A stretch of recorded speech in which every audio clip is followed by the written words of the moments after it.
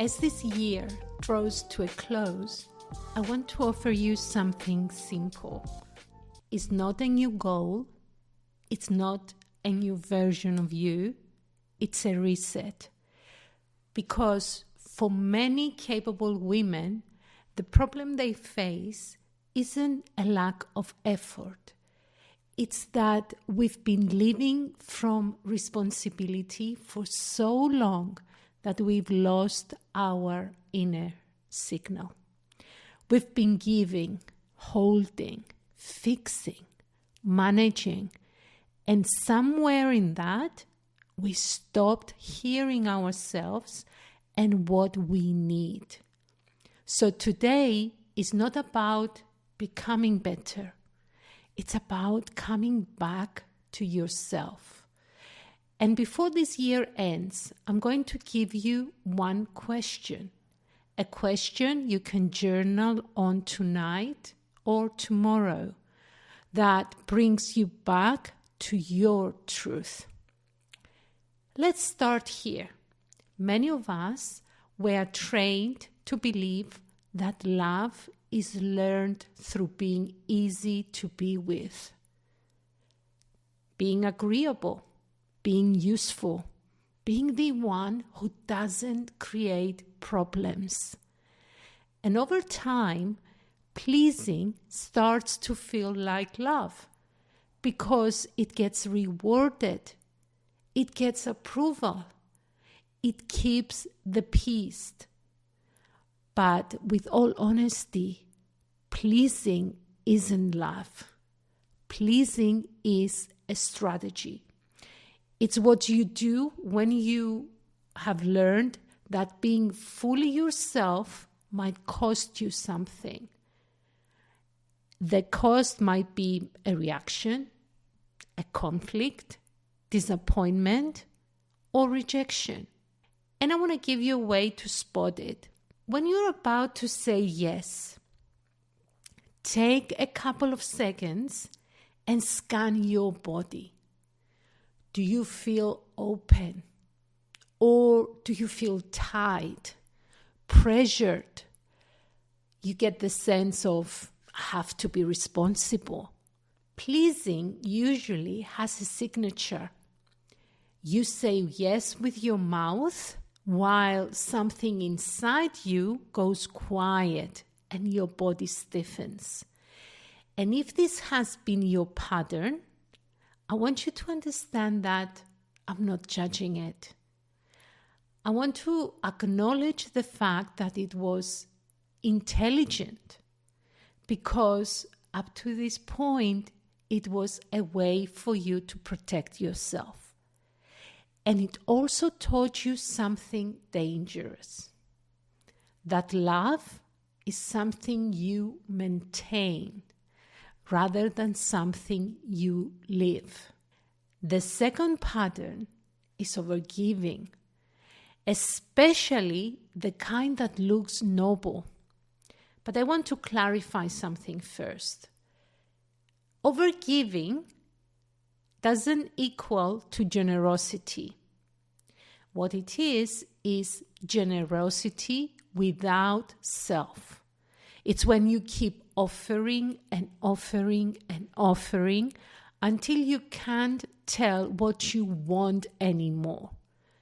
And most of us didn't lose ourselves in one dramatic moment. We lost ourselves in 1,000 small betrayals. Small moments when you chose duty over your truth, where you abandon your own needs to keep everything running, where you take pride in being the strong one, while quietly, if you want to be honest with yourself, you are resenting that no one notices you are tired, you are exhausted, you are overwhelmed. Overgiving often comes with an identity. The identity of, I am the reliable one. Or maybe the identity is, I am the strong one. Or I don't need much. Until it comes one day when you realize you can handle everything except the feeling of being disconnected from your own life. And that realization is significant because when you keep giving from obligation, it doesn't feel like love anymore. It feels like depletion. The third pattern is the most painful because it's the most invisible. Many of us, we love openly. We are loyal, devoted, thoughtful, and emotionally present. We give love in 100 practical ways, but we don't receive love from ourselves. We don't speak to ourselves with kindness. We don't protect our energy. We don't let our own needs take up space. It's like love is something we give outward, but not something we allow inward. And this is when love starts to feel exhausting.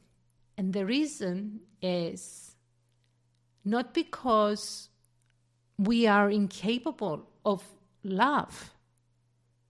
This is not the real reason. It's because the system we have been following has no balance. You see, when you are the source of love for everyone, but you are not a source of love for you, you don't just get tired. You get hollow. So here's the reset I am proposing. And understand that what I am offering is not a resolution, but it's a return, a journey back home. So I would like to invite you to sit with this question.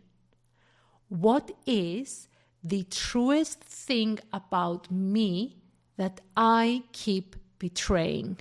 Pay attention to this question. I will repeat it to you. What is the truest thing about me that I keep betraying? And I want you to understand that I'm not asking you what you should do. Not am I asking you to answer on what would make others happy, on what would make you look strong. This is not what I am asking. I am asking the truest thing, your truth. Because when you answer this honestly, you will see the pattern. You will see the pattern where you please, where you overgive, where you abandon yourself. And you will also see the way back. If you're journaling with me, I want to give you 4 prompts. Again, I will urge you not to overthink them, but to answer them simply. Prompt number 1. Where did I betray my truth this year?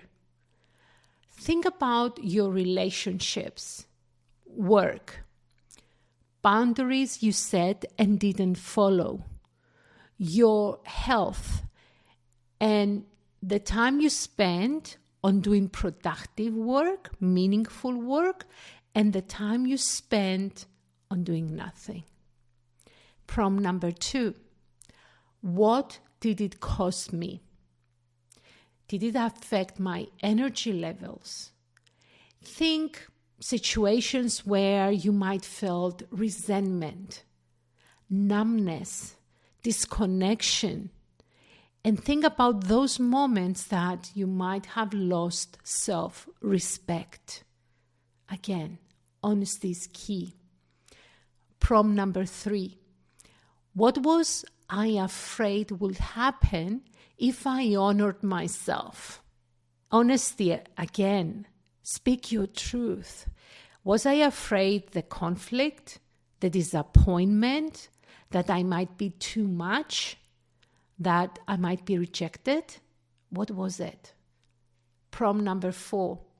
What is one small, clean act of self-loyalty I can practice in January? Don't think about big actions. Instead, concentrate on one practice, one boundary, one decision. And as you write, pay attention to your body. You see, truth usually comes with calm.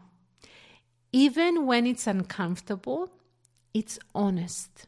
As this year closes, I want to leave you with a wish that you stop negotiating with your own truth, that you stop calling self-abandonment strength, and that 2026 becomes the year you come home to yourself, not loudly, not perfectly, but honestly. I am wishing you a deeply true 2026.